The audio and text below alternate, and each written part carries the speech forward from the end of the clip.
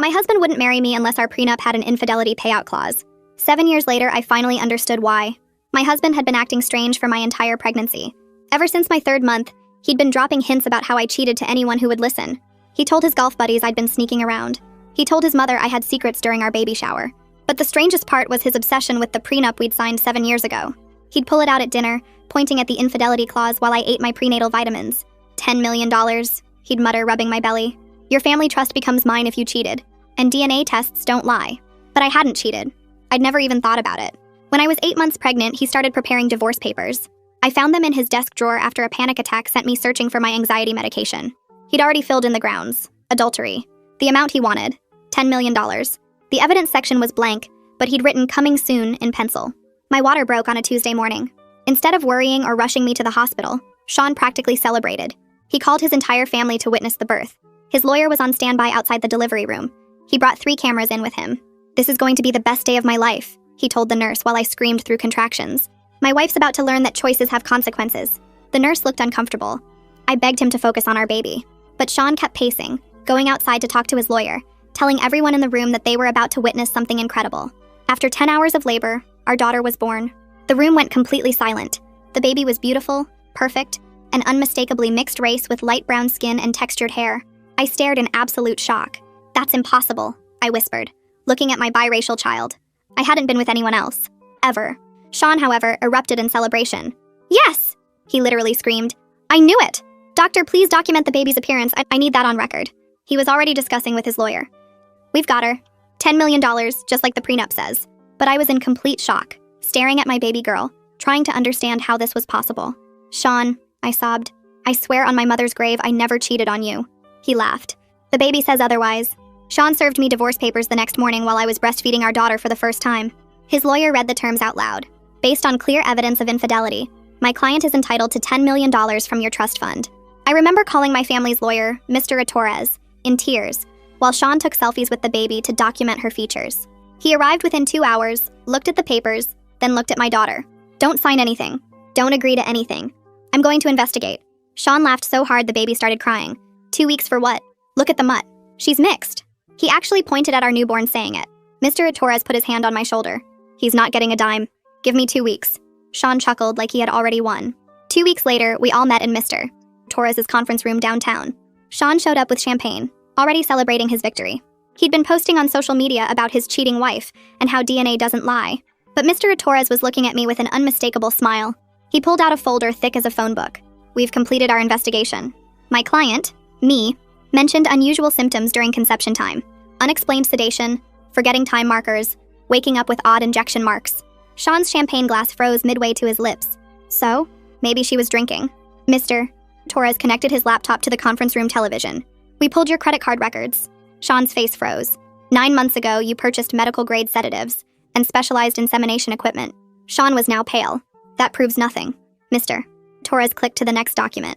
"Your friend Terrence, who is African-American, reported a break-in at his apartment 9 months ago. Someone stole the reproductive samples he'd stored for IVF treatment with his wife. They were about to have a surrogate carry their child." Sean started sweating through his victory suit. "You can't prove that was me." Mr. Torres pulled up security footage.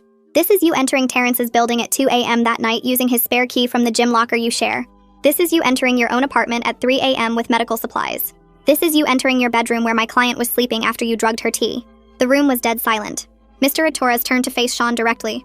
"You inseminated your own wife while she was unconscious with stolen genetic material to trigger your prenup's infidelity clause. That's assault.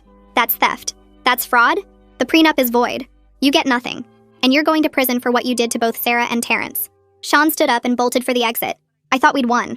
I had no idea Sean had a backup plan because he'd already mapped out every exit in the building weeks ago. Mr. Torres grabbed his phone and started barking orders to building security, while Sean bolted from his chair and sprinted toward the parking garage. I watched through the conference room windows as security guards rushed to lock down the main exits. Within minutes, they had every door covered, but Sean had vanished through a service entrance near the loading dock that nobody even knew existed. My baby started crying in my arms, and I realized I'd been squeezing her too tight. Mr. Torres was already on another call with the police describing Sean's height and weight and what he was wearing. My hands shook so bad I couldn't hold her bottle steady. The formula kept spilling on her tiny outfit while Torres gave them Sean's license plate number. The security guard came in with his tablet showing footage from 20 different cameras. We watched Sean duck into a stairwell, then emerge on a lower level where he'd apparently stashed supplies. He changed his shirt and put on a baseball cap before walking calmly to a side street. The timestamp showed he'd reached a black sedan in under 3 minutes. He'd parked it there days ago according to the meter receipts the guard pulled up. This wasn't panic. This was a plan he'd practiced. Mr. Torres made more calls while I tried to process what just happened. He got through to a judge he knew and started explaining our emergency situation. Within 2 hours, we had paperwork for temporary custody, giving me full rights until Sean could be found. The judge signed it immediately after hearing about the assault charges. That night, I couldn't close my eyes without seeing Sean's face. Every car that drove past our house made me jump up and check the locks. I kept peeking through the curtains, expecting to see him standing in the yard.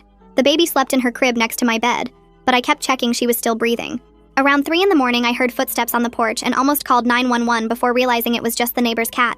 The next morning, Terrence called while I was feeding the baby. His voice cracked when he told me how violated he felt, knowing Sean had stolen their future child's genetic material. His wife was in therapy trying to understand how someone could do something so sick.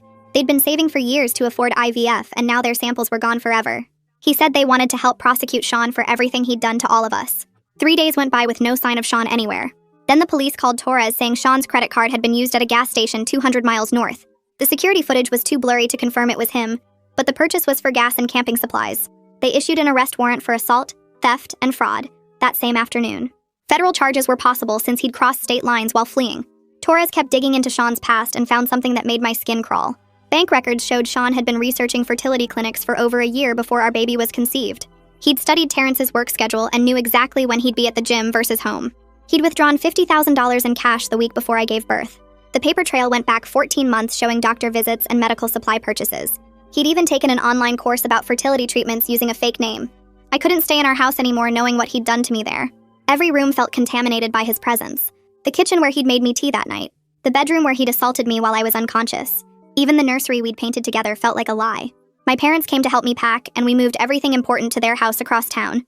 They set up the guest room for me and the baby, while Dad installed new locks on all their doors. Mom stayed up with me when I had panic attacks in the middle of the night. 10 days after Sean ran, his mother called me sobbing. She kept saying her son would never do something so horrible and there must be some mistake. She accused me of framing him and said I'd always been after his money. But when Torres sent her the security footage and medical records, her voice went quiet. She hung up without saying goodbye, and I never heard from her again. Torres said she'd probably known something was wrong but couldn't face it. The police expanded their search, but Sean had gone completely dark after that gas station purchase. No phone calls, no credit cards, no contact with anyone we knew. Detectives thought he might be camping somewhere remote or had fake documents prepared. Torres hired a private investigator to track down any properties Sean might own under shell companies. We discovered he'd been moving money around for months before the birth. He'd opened accounts under false business names and transferred funds offshore. Everything pointed to this being planned since before I even got pregnant. A week passed with no word from Sean until the bank called Torres about someone trying to access our joint investment account from a computer in Nevada. The bank's security team had flagged the login attempt immediately and frozen the account before any money could be moved. Torres contacted the FBI right away since Sean had crossed state lines while running from assault and fraud charges. That same afternoon, Miranda Winters from the prosecutor's office called to say she was taking over the case personally. She'd handled dozens of assault cases like mine and promised she'd push for the maximum charges once they caught Sean. I started getting these creepy calls from blocked numbers where someone would just breathe into the phone for 30 seconds, then hang up. It happened 5 times in 2 days, always when I was alone with the baby. Torres got the phone company involved and they traced the calls to different burner phones bought with cash around Phoenix. That's when Torres brought in Alessandro Roman, this private investigator who specialized in finding people who didn't want to be found. Alessandro spent 3 days tracking Sean's movements through security cameras and credit reports. He discovered Sean had rented an apartment in Phoenix under the name Michael Roberts, paying 3 months upfront in cash. Sean had been careful, using only cash and staying away from places with cameras, but he made one stupid mistake. He used his real driver's license at a pharmacy to pick up his anxiety medication. The pharmacist remembered him because Sean had argued about the price and demanded to speak to the manager. Alessandro called the FBI with the apartment address, and they moved fast. At 4 in the morning, 6 agents surrounded Sean's Phoenix apartment while he was sleeping. They broke down the door and found him trying to flush documents down the toilet. Sean kept yelling that I'd consented to everything, that it was all part of our plan to have a baby. But the agents found 3 journals in his closet with detailed plans about drugging me and stealing Terrence's genetic material. One journal entry from 14 months ago outlined exactly how he'd trigger the prenup's infidelity clause. Another entry calculated how long it would take to get the $10 million after the baby was born. The FBI flew Sean back for his perp walk 2 days later. Reporters packed the sidewalk outside the federal building, shouting questions while Sean kept his head down. His expensive Italian suit was gone, replaced with an orange jumpsuit that made him look small and defeated. The smug smile he'd worn in Torres's conference room had completely disappeared.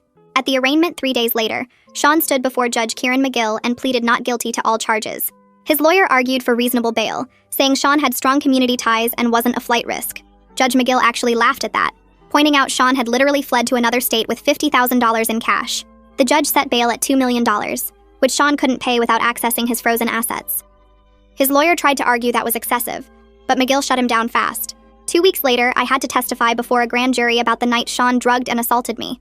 The prosecutors showed the security footage while I described waking up confused the next morning with injection marks on my thigh. I threw up twice during my testimony. Once when they showed pictures of the medical equipment Sean had bought. But I kept going, speaking clearly about every detail I could remember for my daughter's sake. The grand jury took less than an hour to indict Sean on 12 separate counts. Miranda Winters called me afterward to say it was one of the strongest cases she'd ever presented. The charges included sexual assault, reproductive coercion, theft of genetic material, fraud, and conspiracy. Each count carried serious prison time, and Miranda said they'd push for consecutive sentences, not concurrent ones. Sean's lawyer tried one last desperate move at the preliminary hearing. He argued the prenup itself proved I must have consented to avoid losing $10 million from my trust fund. He actually stood there claiming no woman would risk that much money unless she'd agreed to the plan. Torres destroyed that argument in under 5 minutes. He showed the court that the prenup was signed 7 years before Sean even met Terrence or started planning this scheme. The timeline made it impossible for me to have known about or agreed to Sean's plan. The judge dismissed the defense's motion and set a trial date for 3 months out. Sean would stay in jail until then since he couldn't make bail, and his lawyer was already talking about a plea deal. Miranda told me they'd offered 15 years if he admitted guilt, but Sean had refused, still insisting I'd been part of the whole thing. 3 days later, Terrence called me while I was feeding the baby her morning bottle. His voice cracked when he told me about the civil lawsuit his lawyer had filed against Sean. He and his wife had spent months planning their IVF journey before Sean stole their samples from the fertility clinic's storage. The violation had sent them both into counseling to deal with the trauma of their reproductive material being weaponized. Their therapist recommended they take legal action as part of their healing process. The lawsuit sought damages for emotional distress, theft of genetic material, and the cost of their ruined IVF cycle. Terrence's wife couldn't even look at baby pictures anymore without breaking down in tears. They'd already picked out names for their future child before Sean destroyed everything.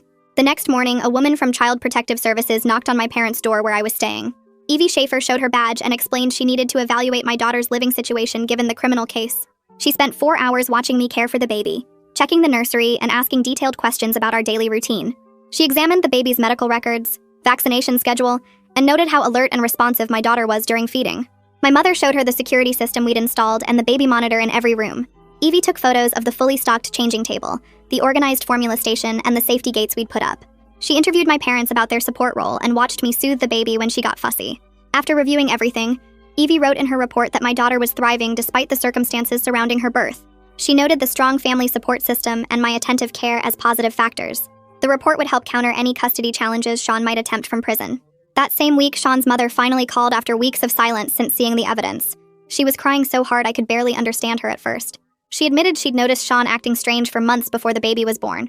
He'd been researching medical procedures online and had become obsessed with reading the prenup over and over. She'd found receipts for medical supplies in his car, but he'd told her they were for a friend. She remembered him asking odd questions about genetics and fertility treatments at family dinners. Now it all made horrible sense, and she felt sick for not recognizing the warning signs. She agreed to provide a statement to prosecutors about his behavior leading up to my pregnancy. Her testimony would help establish premeditation and the lengthy planning that went into his scheme. Meanwhile, my daughter had started smiling at 3 months old, her whole face lighting up when I sang to her. She'd coo and babble during diaper changes, completely unaware of the legal chaos swirling around her existence. Those pure moments of baby joy kept me grounded when anxiety threatened to overwhelm me. I'd hold her during the endless phone calls with lawyers, and she'd grab my finger with her tiny hand. Her innocent happiness reminded me what I was fighting for in all these legal proceedings. At night, I'd watch her sleep peacefully and promise her I'd protect her from Sean's poison.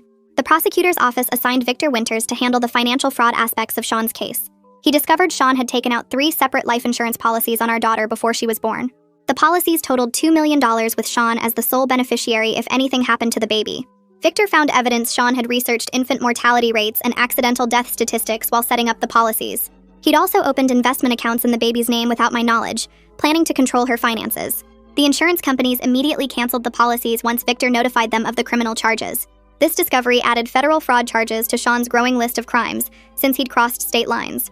Victor worked with the FBI to freeze additional accounts Sean had hidden from our marriage.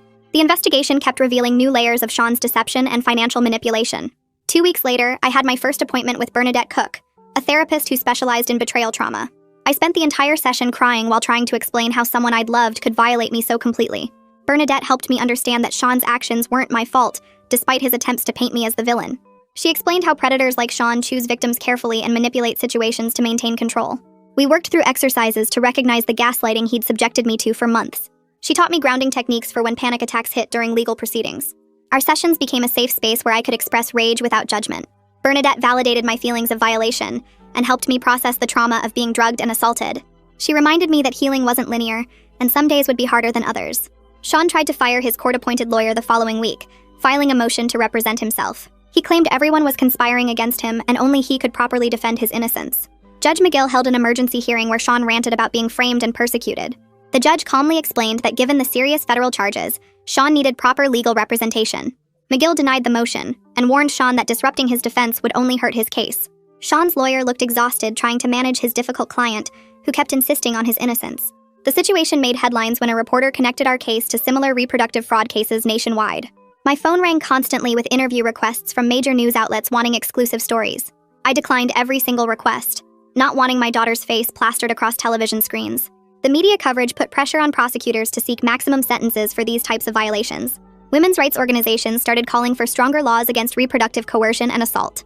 Mr. Torres used the media attention to file for divorce with a motion to void the prenup entirely. The family court judge reviewed the criminal evidence and agreed the prenup was invalid due to fraud.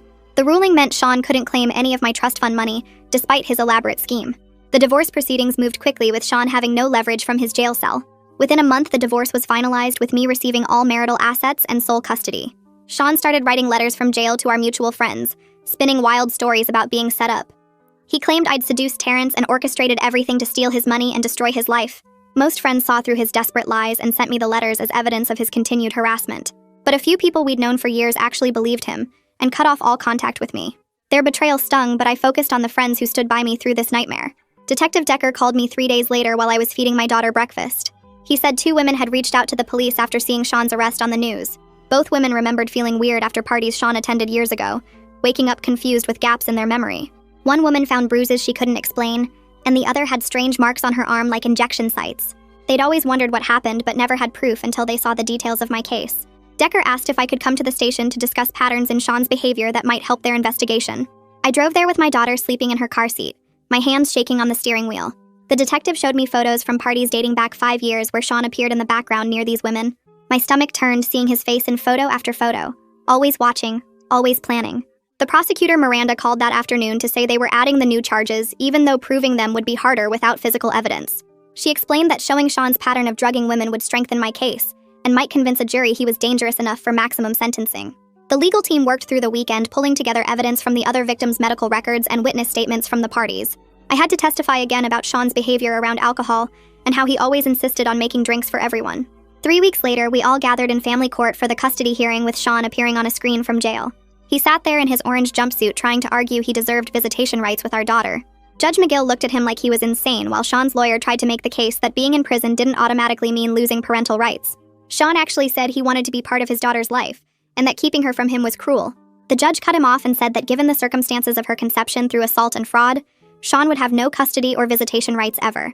My parents noticed someone taking pictures of their house the next morning from a car parked across the street. When my dad walked outside to confront them, the car sped away before he could get the license plate. We called the police but couldn't prove it was connected to Sean, though the timing seemed way too suspicious to be random.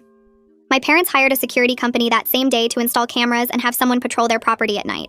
The guard caught the same car driving by slowly 2 nights later and got the plate number, but it turned out to be a rental paid for with cash. Bernadette spent our next 3 sessions helping me write my victim impact statement for the criminal trial. She had me start by just talking about how Sean's actions affected me while she took notes. Then we organized everything into a clear statement that explained the violation, the betrayal, and the ongoing trauma without getting too emotional or unfocused. Writing it down made everything feel more real, but also gave me a sense of control over my own story. I practiced reading it out loud until I could get through it without crying. Sean's lawyer filed motion after motion trying to get access to his frozen bank accounts for his defense. The judge reviewed his finances and found millions in investments, but ruled most would stay frozen for victim restitution. Sean got furious during the hearing, yelling that it was his money and we were stealing from him. The judge reminded him that committing crimes meant facing financial consequences too. His lawyer looked exhausted, trying to calm him down. 6 months crawled by with endless legal meetings and court dates before Sean's lawyer finally convinced him to take a plea deal. The evidence was so overwhelming that going to trial would mean risking life in prison. Sean would plead guilty to all charges in exchange for 25 years. Plus, he'd have to register as a sex offender and pay restitution to all victims. Miranda called to tell me the news, and I just sat on my kitchen floor crying with relief that I wouldn't have to face a full trial. The sentencing hearing arrived 2 weeks later on a cold Tuesday morning. I wore the black suit Bernadette suggested would make me look strong and serious. The courtroom was packed with reporters, victims' advocates, and both families. Sean sat at the defendant's table in a suit that hung loose on him after months in jail. When the judge called for victim statements, I walked to the podium with my paper shaking in my hands. I looked right at Sean and read every word about how he drugged me, violated my unconscious body, stole my ability to conceive naturally, and tried to steal my inheritance through fraud. I described waking up confused those mornings 9 months before our daughter's birth, the injection marks I'd ignored, the trust he'd destroyed. I told the court how our daughter would grow up knowing her biological father was a predator who saw her as a tool for money. Sean stared at the table the whole time, his jaw clenched tight. When I finished and walked back to my seat, Terrence stood up to give his statement. His wife held his hand as he walked forward. Terrence's voice broke as he described finding out his stored genetic material had been stolen by someone he'd considered a friend. He talked about the violation of having his future child's DNA used as a weapon against an innocent woman. He explained how this destroyed his and his wife's plans for surrogacy and left them afraid to try again. His wife sobbed quietly in the gallery as Terrence described their shattered dreams of parenthood. Judge McGill took a long pause after all the statements before delivering the sentence. He called Sean's crimes a calculated betrayal that violated the deepest trust between spouses and friends. The judge said he'd never seen such an elaborate scheme to defraud and assault someone. He sentenced Sean to the full 25 years with no possibility of early parole. Sean showed absolutely no emotion as the bailiff stood him up and cuffed his hands behind his back. He didn't look at me or Terrence or anyone as they led him out to start serving his sentence. The divorce hearing happened just 1 week later in the same courthouse where Sean had been sentenced. Mr. Torres handed me the final papers while the judge signed off on everything, giving me full custody and all our marital assets, since Sean couldn't claim anything from prison. The prenup Sean had obsessed over for months got shredded right there in the courtroom, and watching those pieces fall into the trash felt like watching poison leave my body. I listed our house with a realtor that same afternoon because I couldn't sleep in the bedroom where Sean had drugged and assaulted me. The realtor warned me about selling too fast in a bad market, but I didn't care about losing money. I just needed out of that place. Within 3 weeks, I'd found a smaller house across town in a neighborhood where nobody knew our story, where people wouldn't stare at me in the grocery store or whisper about the woman whose husband went to prison for reproductive assault. Moving day came on a rainy Thursday with my parents helping pack boxes while my daughter napped in her car seat. The movers kept asking about the empty spaces where Sean's things used to be, and I just told them we were downsizing. I carried my daughter into our new home and set up her crib first, then unpacked her toys and clothes before touching anything of mine. That first night in the new house, I actually slept through until morning without waking up in panic. A card arrived 2 days later from Terrence and his wife with a photo of them at an adoption agency. They wrote that they'd decided to pursue adoption instead of trying IVF again after what happened with their stolen samples. They said they didn't blame my daughter for any of Sean's crimes and wished us peace in our new life. I cried reading their words because I'd been so scared they'd hate us forever. My daughter started crawling around the new living room, exploring every corner and pulling herself up on furniture. One afternoon, she spotted her favorite stuffed rabbit across the room and took 3 wobbly steps toward it before falling on her bottom. I dropped the laundry basket I was carrying and scooped her up, crying happy tears while she giggled and reached for the toy. Those first steps in our new home felt like we were both learning to walk away from Sean's shadow. My phone rang one evening with a number I didn't recognize, and when I answered, a woman named Mila introduced herself as someone who'd been dating Sean before his arrest. She apologized for calling but said she'd found journals at his apartment when she was collecting her things. Journals where he'd written detailed plans about the insemination scheme months before doing it. She'd already given them to the prosecutors but wanted me to know she was sorry for not seeing the warning signs sooner. The civil lawsuits against Sean got settled using his frozen bank accounts and investment portfolio. Mr. Torres made sure money got set aside specifically for my daughter's future therapy and education, creating a trust that Sean could never touch even after prison. The judge awarded enough to cover any counseling she might need growing up plus 4 years of college. I started back at work part-time while my mom watched the baby 3 days a week.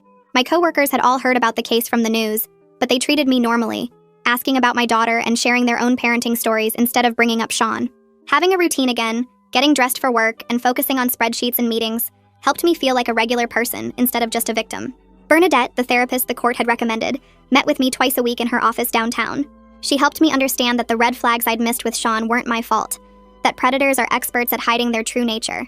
We worked through exercises to rebuild my ability to trust my instincts about people, talking through what felt safe versus what triggered my anxiety. She taught me breathing techniques for when memories of being drugged would suddenly hit me at random moments. My daughter's second birthday arrived on a sunny Saturday with just my parents, my sister, and 2 close friends in our backyard. She toddled around in a pink dress, more interested in the wrapping paper than the presents, chocolate cake smeared across her happy face. Looking at her playing with bubbles and laughing, nobody would ever guess she'd been conceived as a weapon in Sean's sick plan for money. She was just a normal, healthy toddler who happened to have beautiful brown skin and curly hair that I'd learned to style with YouTube tutorials. 3 days after the birthday party, a letter arrived from Sean's mother with shaky handwriting on expensive stationery. She wrote that she'd been replaying every interaction with her son, seeing all the signs she'd ignored or explained away over the years. She apologized for raising someone capable of such evil, and for not believing me at first when the truth came out. Inside the envelope was a check for $50,000 that she said was for my daughter's college fund, writing that it was the very least she could do after what her son had done to our family. I deposited the check but never wrote back because I didn't know what words could bridge that gap. 6 months passed before my friend Lisa from book club mentioned her cousin who'd just moved to town for a teaching job at the local college. She showed me his picture on her phone while we were getting coffee after our Thursday meeting. He had kind eyes and a warm smile, nothing like Sean's calculated charm. Lisa told me he already knew about my situation from family conversations and wasn't scared off by it. We met for lunch at a sandwich shop near the courthouse the following week. He shook my hand gently and asked about my daughter before anything else. Over turkey clubs and iced tea, we talked about normal things like favorite movies and hiking trails. He didn't stare at me like I was broken or damaged goods. When my daughter got fussy in her stroller, he made silly faces until she laughed. We started meeting for walks in the park twice a week, always during daylight with my daughter in tow. He brought her little toys from the dollar store and pushed her on the swings while I sat on a bench watching them play. After 3 months of these careful meetings, he asked if we could have dinner somewhere nice. My mom watched the baby while we went to an Italian place downtown. He held doors and pulled out my chair but never pushed for more than I was ready to give. The notification about Sean's parole hearing came 3 years after his sentencing, delivered by certified mail on a Tuesday afternoon. The envelope sat on my kitchen counter for 2 hours before I could open it. The parole board had denied his request for early release after reviewing his case file and victim impact statements. They cited his complete lack of remorse and the calculated predatory nature of his crimes against multiple victims. The decision meant he'd serve at least 5 more years before his next hearing. I filed the paperwork in my lockbox and went back to making dinner for my daughter. She started preschool that September at a Montessori school across town where none of the other parents knew our story. The teacher commented on her sunny personality and how easily she made friends during circle time. She finger-painted pictures of butterflies and learned to write her name in wobbly letters. At pickup time, she'd run to me with construction paper crafts and stories about playing house with her new best friend Emmy. Nobody whispered about her origins or looked at her differently. She was just another happy 4-year-old learning to share toys and stand in line for snacks. The photo from Terrence arrived in a Christmas card that December, showing him and his wife holding a baby boy they'd adopted from foster care. The baby had chubby cheeks and was wearing a tiny Santa hat. Their note said the adoption process had taken 2 years, but was worth every minute of waiting. They'd named him James, and he was already sleeping through the night. I taped their photo to our refrigerator next to my daughter's preschool artwork. My counseling degree took 4 years of night classes and online courses while working days at the bank. Bernadette wrote recommendation letters for my graduate school applications and helped me study for exams. The other students in my program were mostly younger, fresh from undergrad, but they accepted me as the older student who brought homemade cookies to study groups. My thesis focused on trauma recovery in cases of reproductive coercion, using anonymous case studies Bernadette helped me gather. The day I walked across the stage to get my diploma, my daughter cheered from the audience wearing a shirt that said, "My mommy did it."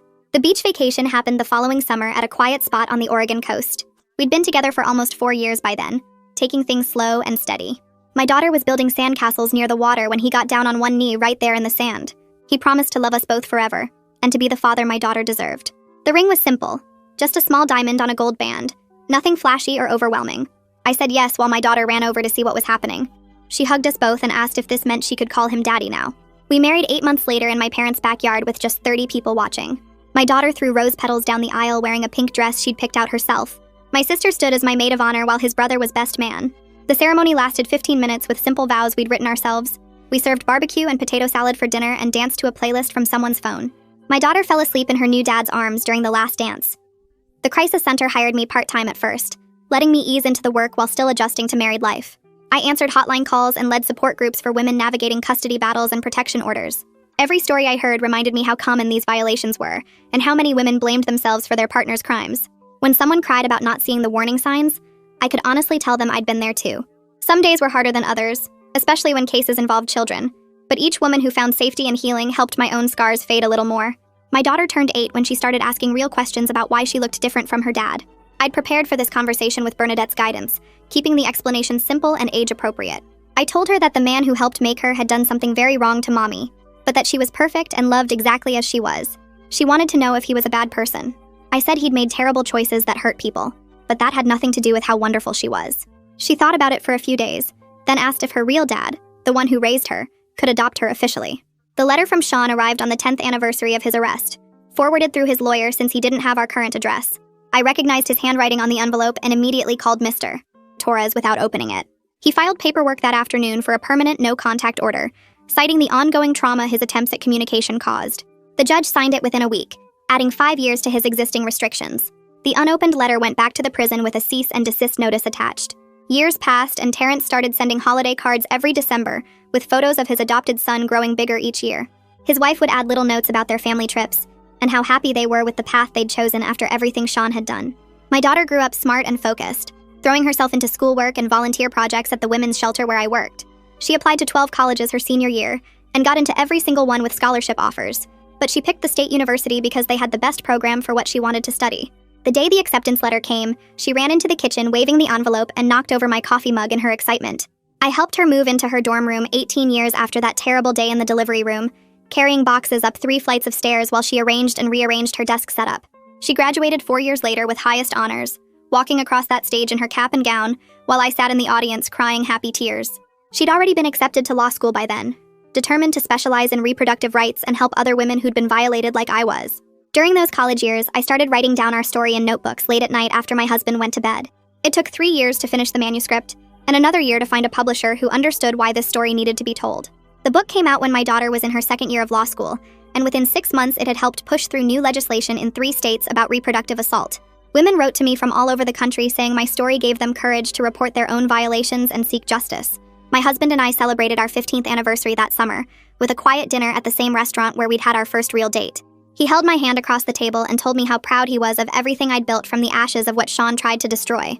We'd added 2 more kids to our family by then, both boys who adored their older sister and had no idea about the darkness that brought her into our lives.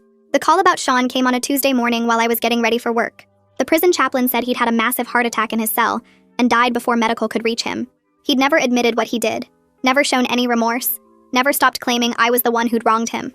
I hung up the phone and felt nothing, but relief that he could never contact us again, never try to manipulate the system, never hurt another woman the way he'd hurt me. My daughter passed the bar exam on her first try and got hired by a nonprofit that specifically handled reproductive coercion cases. She met her husband at a legal conference where they were both presenting papers on consent laws, and he loved her fierce dedication to protecting vulnerable women. They got married in my parents' backyard just like I had, with her brothers as ring bearers and me giving a toast about how she'd turned our worst nightmare into her life's purpose. She's handled over 200 cases now, getting justice for women who thought they'd never be believed, changing laws state by state to make sure what happened to us can't happen to others. Sometimes I look at her in court, arguing passionately for her clients, and I remember that tiny baby in the delivery room who Sean thought would be his golden ticket. He spent 7 years planning to destroy me for money, but instead he created a daughter who's devoted her life to stopping men like him. His darkness gave birth to so much light, not just in her, but in all the women she's helped, and all the laws she's changed. Every holiday card from Terrence, every graduation, every anniversary, every victory in court proves that Sean failed completely. He wanted $10 million and got 25 years in prison before dying alone. He wanted to break me and instead made me stronger than I ever knew I could be. He wanted to destroy my family and instead gave me a daughter who changes the world every single day. That's the full breakdown. If even one part stuck with you, then it did its job. Subscribe if you want to keep learning through these.